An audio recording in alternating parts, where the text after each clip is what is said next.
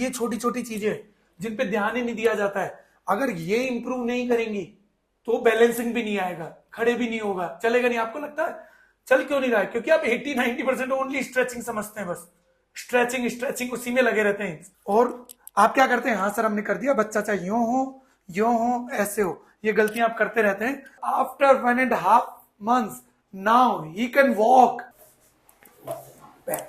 आपके बच्चे पे जब आप चेक करेंगे तो आपको लगेगा कि आपका बच्चे पैर उठा ही नहीं पा रहा है, यहां तक ही उठा रहा है। थर्ड एक्सरसाइज जो भी काफी इंपॉर्टेंट है, ध्यान से नोट करिए। एक पैर को बाहर निकाल लीजिए,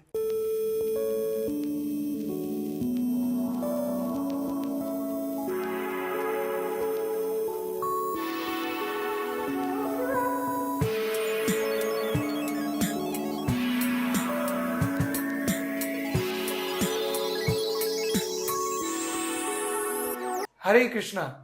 फ्रेंड्स, आज मैं आपके लिए जो वीडियो लेकर आ रहा हूं उसमें आपको भी काफी खुशी होने वाली है, क्योंकि एक बच्चा मानस अभी वो चल पा रहा है जब ये यहाँ आए, और after 1.5 months now he can walk. Literally अभी मैं आपको लाइव दिखाऊंगा, तो ऐसा हो सकता है, पॉसिबिलिटीज हैं। ये मैं आपको मोटिवेशन के लिए बोल रहा हूं, क्योंकि अगर आप भी लग कर एक्सरसाइजेस करना शुरू करेंगे सही गाइडेंस में तो ऐसा हो सकता है। क्योंकि अभी तक आपको एक ही चीज पता है कि सालों साल फिजियोथेरेपी चलेगी, ऐसा नहीं होता है। जैसा कि मैंने आपको प्रीवियस वीडियोस में भी बताया, intensity, frequency, duration, timing, angle, direction, force अगर इनके साथ प्रॉपर वे में करें तो ब्रेन को जो डोज मिलनी चाहिए अगर वो फुलफिल हो जाती है, क्योंकि डोज ज्यादा भी नहीं होनी चाहिए और कम भी नहीं होनी चाहिए, अगर ऐसा हो जाता है तो इतने फास्ट रिकवरी भी होती है।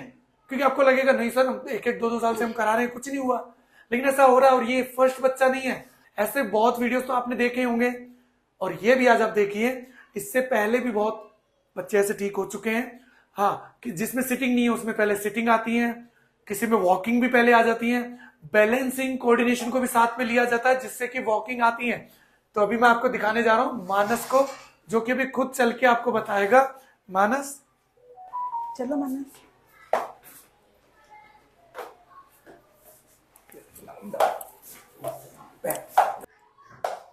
अभी आप मानस को देखिए, जो मानस के पैर हैं, आपको लग रहा है जैसे अभी अभी ये बच्चा सीखा चलना।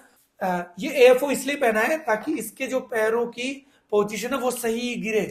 तो विदाउट एएफओ भी कुछ कदम चल सकता है, लेकिन हमें रॉन्ग प्रैक्टिस नहीं करनी है, सही कदम के साथ ही सिखाना है। आप बताइए आपको क्या लग रहा है? पहले से काफी ठीक है। हम पहले जब थेरेपी करवा रहे थे वहाँ पे ठीक है लग रहा था, ऐसा कुछ रिजल्ट नहीं मिला। ऑनलाइन जैसे कंसल्टेशन में हमें वहाँ पे घर पे थोड़ा इम्प्रूवमेंट मिला, यहाँ आने के बाद बहुत अच्छे रिजल्ट मिले। कितना कितना डोज देना है, कैसे करवाना है, सारा सर ने अच्छे से गाइड किया हमें, और पहले से अच्छा फर्क लग रहा है हमें। Very good. क्या क्या फर्क लग रहा है सिटिंग में और सब चीजों में? सिटिंग तो पहले कर रहा था, अभी बैलेंस अच्छा बना रहा है, और स्टेप्स भी काफी इम्प्रूवमेंट हुआ है, और सर की गाइडेंस में तो बहुत ऐसा है। जैसे कि अभी आप देखेंगे मानस के जो लेग्स है, जो फुट है, उनको रखने का तरीका देखिए, ये बाहर की तरफ रहना चाहिए ये, लेकिन कई बच्चों का आप देखते होंगे यहां से घुटने पास होते हैं और पास चलते हैं, इस वजह से बैलेंस और कोऑर्डिनेशन नहीं होता उनका, इसलिए टाइम ज्यादा लगता है।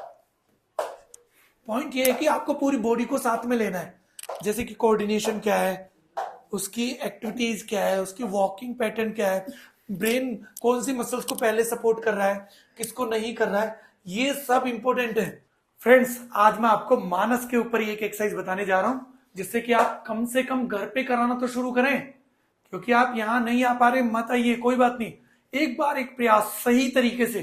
क्योंकि बहुत बार क्या होता है, आपको लगता है ये एक्सरसाइज तो हम जानते हैं, और एक बार वीडियो देखते हैं आपको लगता है हमें आ चुकी है एक्सरसाइज, नहीं आती है। मैंने सभी पे जो भी मेरे वीडियोस देख रहे हैं उनके इंप्रूवमेंट आ जाते हैं, थोड़े थोड़े इंप्रूवमेंट आना शुरू होते हैं, लेकिन जब उनको यहाँ लाके जब मैं चेक करता हूँ एक्सरसाइज को, तो 80% एक्सरसाइजेज रॉन्ग निकलती हैं। तो आपको जो वीडियोस में है उसको पहले समझना है, और एक एक्सरसाइज को 3-3, 4-4 बार देखना है, फिर देखने के साथ प्रैक्टिस करनी है, फिर पॉज करना है, फिर से देखना है। इस तरीके से करना कोशिश करो, क्योंकि यहाँ मेन टारगेट ब्रेन को मोटिवेट करना, ब्रेन को समझाना है।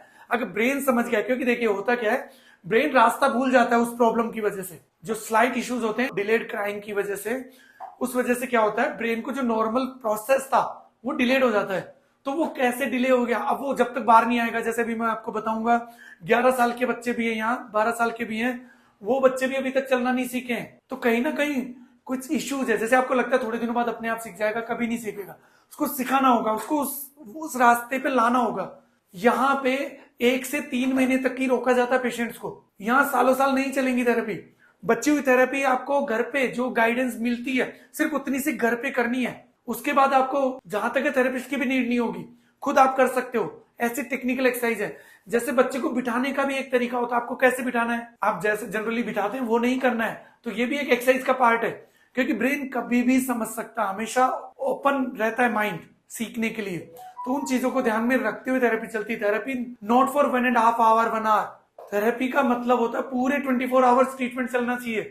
तो घर पे कौन कराएगा, बिकॉज घर पे मदर तो थेरेपिस्ट है नहीं, तो घर पे भी मेरे थ्रू ही होगी आपकी एक्सरसाइज, होम एक्सरसाइज। जब आप यहाँ घर पे रहते हैं तो इन लोगों ने जैसे जैसे बताया वैसे किया, कोई ज्यादा नहीं किया ना कुछ कम किया, जैसे डोजेस थी उतनी ही दी है एक्सरसाइज की डोजेस। तो इस तरीके से आपको करना है। मैं आपको एक एक्सरसाइज दिखाने जा रहा हूं, आप भी देखिए और अच्छे से उसको करने का प्रयास कीजिए। फ्रेंड्स, अभी आपको मानस बताएगा कि उसको कैसा लग रहा है। मानस, कैसा लग रहा है आपको ट्रीटमेंट के बाद? फ्रेंड्स देखिए, सबसे पहले तो आपको जो मैं एक्सरसाइज बताने जा रहा हूं वो ध्यान से नोट करिएगा। देखिए, जैसे कि बच्चे को, अगर आपका बच्चा बैठ पा रहा है तो उसको ऐसे इस तरीके से बिठाना है। ऐसे बिठाएंगे इंडिपेंडेंट। मान लो बच्चा इंडिपेंडेंट नहीं बैठ रहा है तो दोनों हाथों को यहां रखेंगे आप, ऐसे उसके सपोर्ट से कोशिश करें। फिर भी नहीं बैठ रहा है तो आप एक हाथ यहां रख सकते हैं। उसके बाद इस पैर को आपको ऊपर उठाना है इस तरीके से। ये तो आपको लगेगा कि आपका बच्चे पैर उठा ही नहीं पा रहा है, यहां तक ही उठा रहा है, क्योंकि ये भी पहले नहीं उठा रहा था। अभी ये 1 kg वेट के साथ उठा सकता है। तो ये पूरा सीधा करिए मानस, इसको टच करो। तो आपको ऐसे करके उसको टारगेट देना है।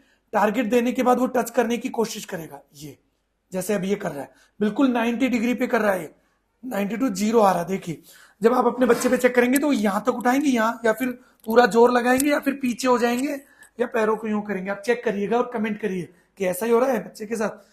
ये करने से पहले स्ट्रेचिंग साथ में लेनी है। जो मेरे सीपी एक्सरसाइजेस पार्ट 1 और पार्ट 7 आपको देखने, उसमें स्ट्रेचिंग दे रखी है हैम्स की और ये और अडक्टर, वो अच्छे से करवानी है पहले, उसके बाद आएंगे। अब देखिए, बच्चा यूं कर पा रहा है। अब मदर बताएंगी पहले क्या प्रॉब्लम थी और अभी कैसा दिख रहा है आपको। पहले ये घुटना अंदर जाता था 6 महीने पहले, जब बच्चे को जब स्टेटिंग करा रहे थे ना, तब बहुत ज्यादा वीक था, ना ही पैर ये उठा रहा था। ये अब काफी पैर उठा रहा है, 90 डिग्री वेट के साथ भी उठा रहा है? वेट के साथ उठा रहा है, 1 kg वेट के साथ पैर उठा रहा है। हाँ सर। तो फ्रेंड्स, ऐसे आपने देखा, अगर ये छोटी छोटी चीजें जिन पे ध्यान ही नहीं दिया जाता है, अगर ये इंप्रूव नहीं करेंगी तो बैलेंसिंग भी नहीं आएगा, खड़े भी नहीं होगा, चलेगा नहीं। आपको लगता है चल क्यों नहीं रहा है? क्योंकि आप 80-90% ओनली स्ट्रेचिंग समझते हैं। बस स्ट्रेचिंग स्ट्रेचिंग उसी में लगे रहते हैं। स्पास्टिक कंडीशन देख के स्ट्रेचिंग करिए, मना नहीं है।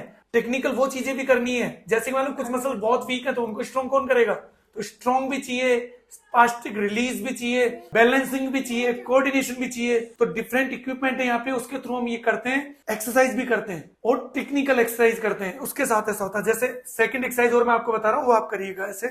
जैसे बच्चे को दोनों घुटनों पे सबसे पहले आप ऐसे बिठाइए। जैसे अभी तो ये तो बैठ रहा है, हो सकता है आपका बच्चा नहीं बैठ रहा हो, तो आपको देखो क्या ध्यान रखना है। सबसे पहले कमर देखना होता है उसकी। जैसे शुरू में क्या होगा, इसमें ध्यान रखिएगा, मैं सभी बच्चों के लिए बना रहा हूं ये। 1 साल से लेके 5-6 साल या 10 साल के बच्चे को आप करा सकते हैं। पैरों की पोजीशन, पैरों की दूरी देखिए। शुरू में पैरों की दूरी इतनी आप रख सकते हैं, लेकिन थोड़ी पास, इस दूरी का ध्यान रखेंगे। फिर उसके बाद देखिए, कमर को देखिए। पहले इसकी कमर में ये था, जो ही हम ऐसे करते थे कमर झुक जाती थी, ये यूं रहता था। अभी ये यूं कर पा रहा है बहुत अच्छे से। एंगल्स देखिए, लाइन देखिए कमर की, ये सिद्ध में होना चाहिए। हिप्स ये बैलेंस में होना चाहिए और बिना किसी कम सपोर्ट से। अभी देखिए, अभी भी आप, बच्चा भी ये कम बैलेंस कर रहा है, फुल नहीं कर रहा है, तो भी चल पा रहा है। तो कई बार आपको लगता है कि नहीं ये तो आया नहीं तो चलेगा कैसे। अगर आप टेक्निकल सही कर रहे हो तो ब्रेन किसी को भी पहले ला सकता है, चलने का इंप्रूवमेंट भी पहले आ सकता है। तो देखिए, जैसे मैं इसको छोड़ रहा हूं, बेटा बैलेंस करो, बहुत अच्छा बहुत अच्छा। Now he is trying to balance, और अभी ये कर पा रहा है। और ज्यादा आपका बच्चा नहीं कर रहा तो हल्का आपको पुश करना है। फर्स्ट हैंड आपको यहां रखना है, सेकंड हैंड यहां, हाथ को इसको फ्री छोड़ना है। ये नाउ थर्ड एक्सरसाइज जो भी काफी इंपॉर्टेंट है, ध्यान से नोट करिए। एक पैर को बाहर निकाल लीजिए और आप क्या करते हैं, हाँ सर हमने कर दिया, बच्चा चाहे यूं हो ऐसे हो, ये गलतियां आप करते रहते हैं रेगुलर, मैं देख रहा हूं। तो उसके बाद आपको क्या करना है, ध्यान से देखिए, एंगल का ध्यान रखेंगे, यहां सपोर्ट और नीचे वाले पैर को भी प्रॉपर सपोर्ट। अभी ये बच्चा खुद इतना मेंटेन कर रहा है, बड़ी बात है, क्योंकि जब आप अपने बच्चे पे ट्राई करेंगे तो आपको लगेगा सर वो बन ही नहीं पा रहा है, आप अकेले से वो बनेगा ही नहीं। तो टेक्निक हम सिखाएंगे कैसे बनेगा, कैसे करना है, क्योंकि अगर आप आ नहीं सकते हैं तो 15 डेज मिनिमम ये चीजें सीखने के लिए 15 डेज टू 1 मंथ चाहिए आपको, क्योंकि जो 15 ईयर्स का एक्सपीरियंस है, जो इतने सालों में हम लोगों ने सीखा है, वो आप 15 मिनट में नहीं सीख सकते हैं। तो ओनली कंसल्ट ना करें, साथ में रुकने का प्लान करके आए। तो 1 मंथ का प्लान करते हैं तो 1 to 3 मंथ्स मैक्सिमम रोका जाता है। 1 मंथ में जिसके पास टाइम नहीं है वो 15 डेज टू 1 मंथ रुक सकते हैं, और कुछ चीजें आपको समझा दी जाएगी बहुत अच्छे से, बस उसकी प्रैक्टिस करनी है, उसी में बच्चे की इंप्रूवमेंट आ जाएंगे घर पे। जैसे ये बच्चा भी कर रहा है तो आपको ऐसे करना है, अगर आपसे नहीं हो रहा है तो फिर वो टेक्निक बताएंगे, तब तक बच्चा खुद नहीं कर रहा है, एक हाथ आप यहाँ रखेंगे, एक यहाँ रखेंगे, इन 2 हैंड की पोजीशन से आपको ये कंट्रोल करना है। और ये जो बच्चा जितने बार हिल रहा है ये इसकी एक्सरसाइज है, क्योंकि ब्रेन बार बार ट्राई कर रहा है उसको मेंटेन करने की। समझिए एक्सरसाइज का टाइप समझिए, इसलिए बच्चे ठीक हो रहे हैं।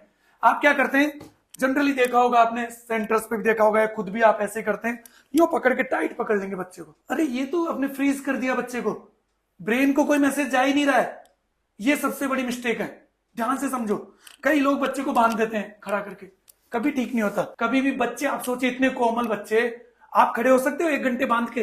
बिना बांधे भी आप खड़े नहीं हो पाएंगे। तो ऐसे रॉन्ग प्रैक्टिस ना करें, इनको इनके ब्रेन के हिसाब से डोज देनी है। जबरदस्ती कोई ट्रीटमेंट नहीं होता, इसलिए सक्सेस नहीं होता बहुत बार। आप जबरदस्ती खड़ा कर रहे हैं, बहुत देर रो रहा है बच्चा, चिल्ला रहा है, हाँ अगर वो उसका मूड नहीं है, वो कराना नहीं चाह रहा है, वो एक अलग परिस्थिति है, उसमें आपको कराना है। लेकिन अगर वो किसी फिजिकल इश्यूज की वजह से चिल्ला रहा बहुत तेज तेज, इसका मतलब आप कहीं ना कहीं मिस्टेक कर रहे हैं। एक बात मैं और ऐड करना चाहूंगी कि जब हम यहाँ रूम के लिए आए थे देखने, तो 1-2 लोग ऐसे जो नेगेटिव कमेंट्स कर रहे थे, बट हम जब घर से निकले अपना माइंड सेट करके निकलना है कि हम हमारे बच्चे के लिए आए, हमें यहाँ ठीक करना है, दूसरों की लोगों की बातों पे नहीं आना है। कि हमें घर पे इतना अच्छा रिजल्ट मिला तो यहाँ पे क्यों नहीं मिलेगा, और सच में हमें यहाँ पे अच्छा रिजल्ट मिला है। और दूसरी बात कि हमने फिजियोथेरेपी पहले भी करवाई है, सेम है बट डोज अलग है, तरीका अलग है सर का, तो इसमें भी बहुत ज्यादा इंप्रूवमेंट हुआ है, बहुत अंतर। अपने आप को अच्छे से बैलेंस कर रहा, पहले हम हाथ पकड़ के चला रहे थे तो अपने आप को अनबैलेंस कर रहा था ऐसे डगमगा, अभी सेल्फ चल रहा है। तो फ्रेंड्स आज की वीडियो में इतना ही।